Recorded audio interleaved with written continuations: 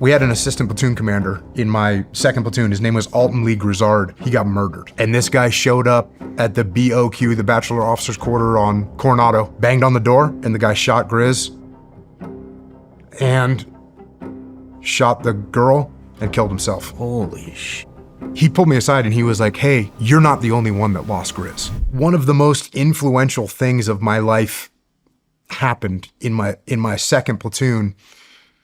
So there was actually a couple pretty pivotal moments. The first one was we had an assistant platoon commander in my second platoon. His name was Alton Lee Grizzard, and he was an absolute freaking stud.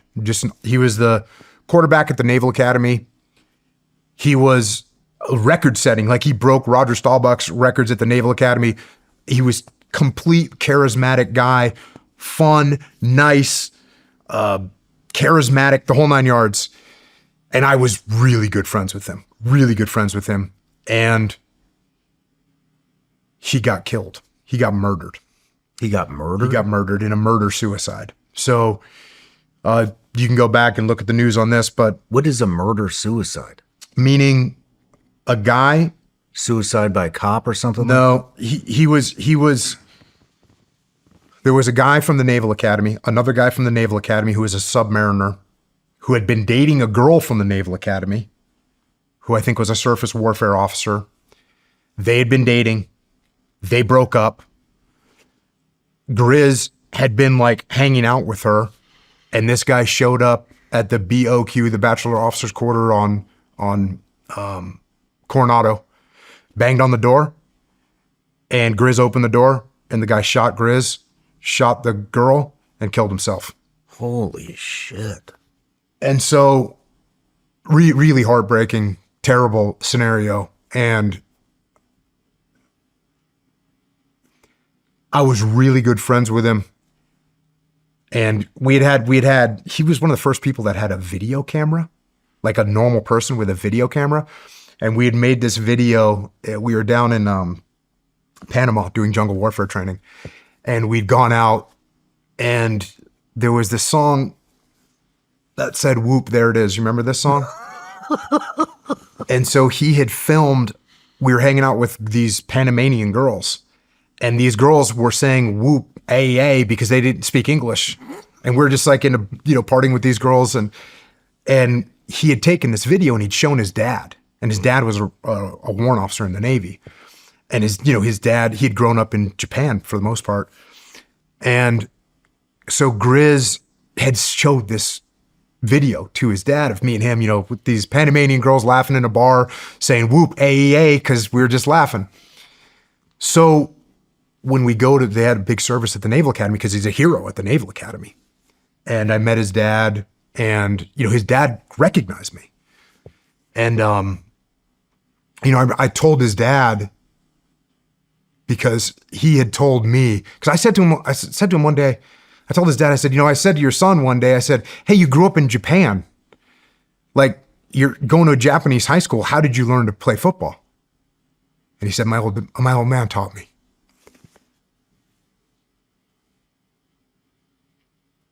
And as that happened, I was very, obviously we're all broken up from this, but I wasn't behaving properly. And my running mate from the SEAL teams, who I went through BUDS with, I went through SCT with, I did 3 platoons with this guy, I was in training cell, and this guy was my roommate the whole time, just like my running mate. And he pulled me aside and he was like, hey, you're not the only one that lost Grizz. And I thought to myself, he's 100% right. And what it made me aware of is that the way you perceive yourself is not going to be accurate all the time. And you have to be very cautious in the way you behave, because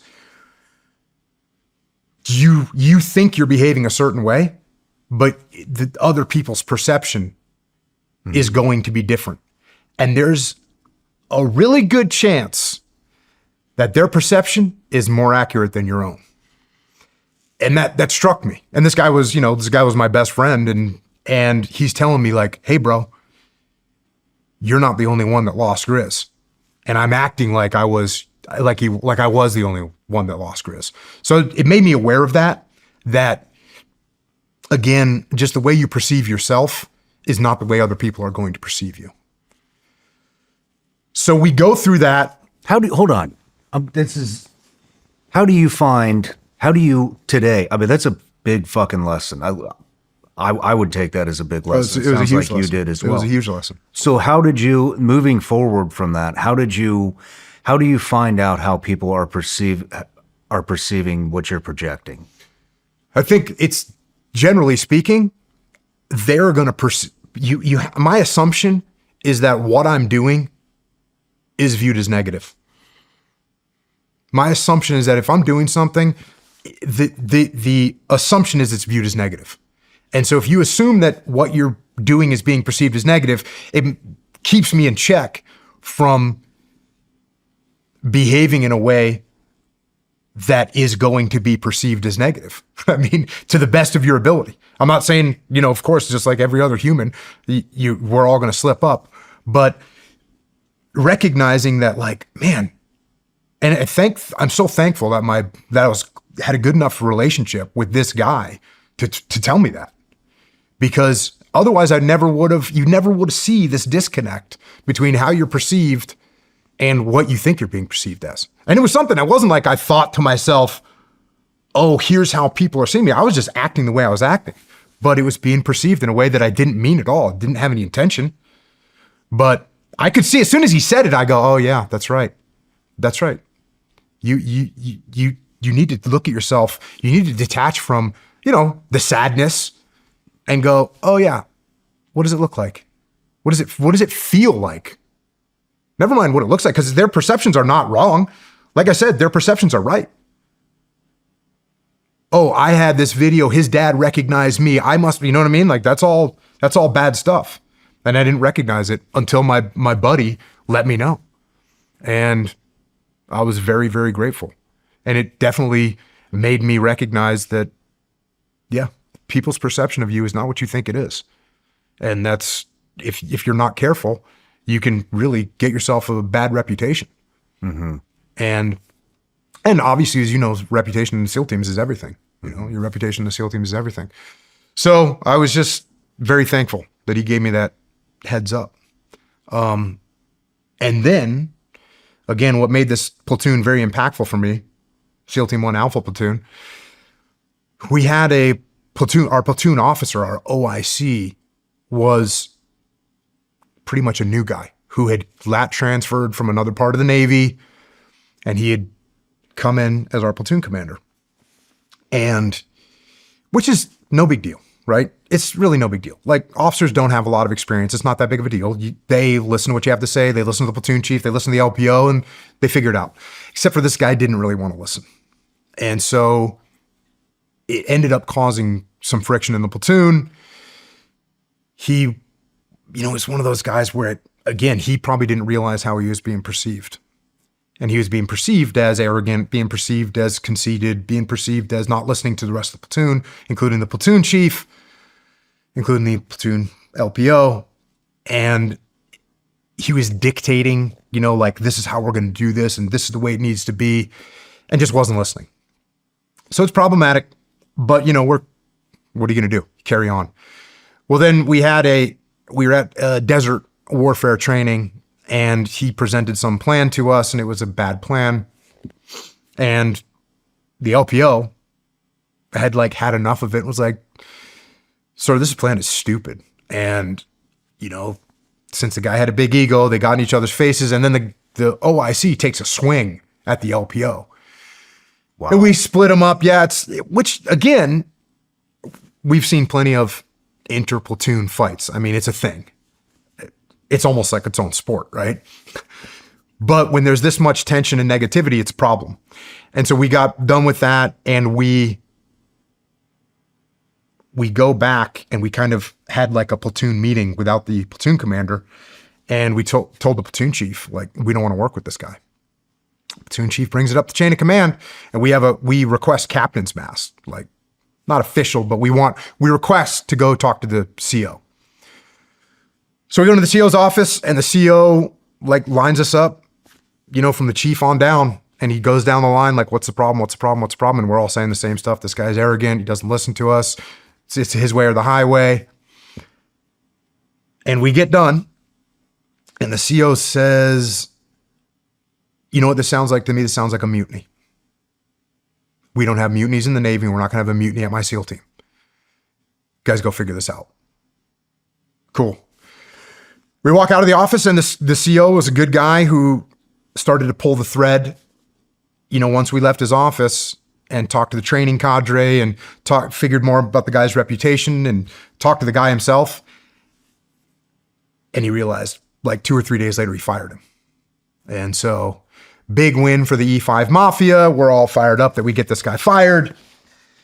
And we proceed. And now we get our new assignment for our new platoon commander. We find out who our new platoon commander is going to be. And our new platoon commander is a legendary SEAL who I had never met him, but I had heard his name. Everybody kind of heard his name. He had been a prior enlisted senior chief. So he went up all the way to senior chief. He was at UDT. Wow. He was a plank owner at Dam Neck.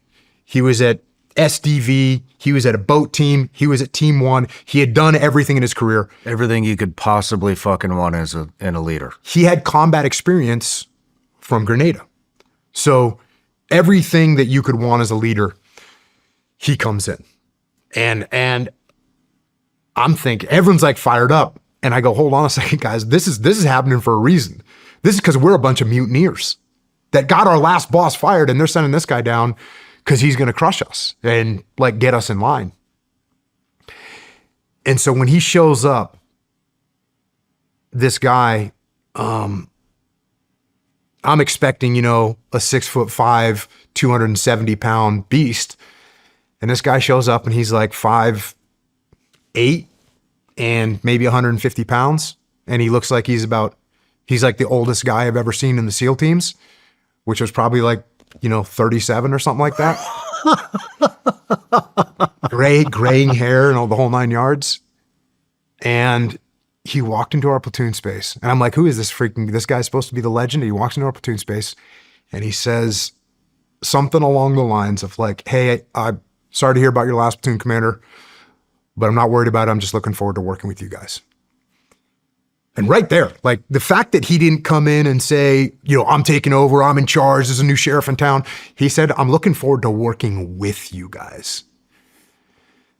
And I realized, this guy is different.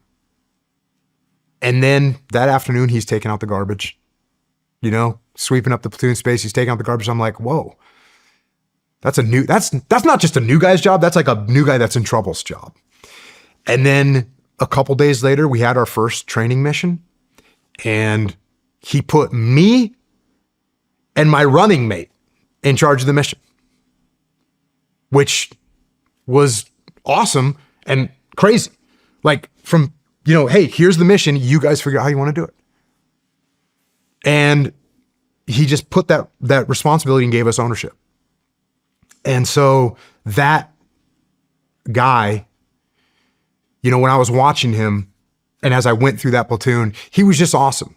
And he made our lives awesome. And, when your SEAL platoon is your life and your SEAL platoon is your religion, and you have a guy like that take over, and the contrast between the guy that was arrogant and didn't listen to us and held on to all the power himself, I learned so much from seeing that contrast between these two guys. No matter where you're watching Shawn Ryan Show from, if you get anything out of this, please like, comment, subscribe, and most importantly, share this everywhere you possibly can. And if you're feeling extra generous, please leave us a review on Apple and Spotify podcasts.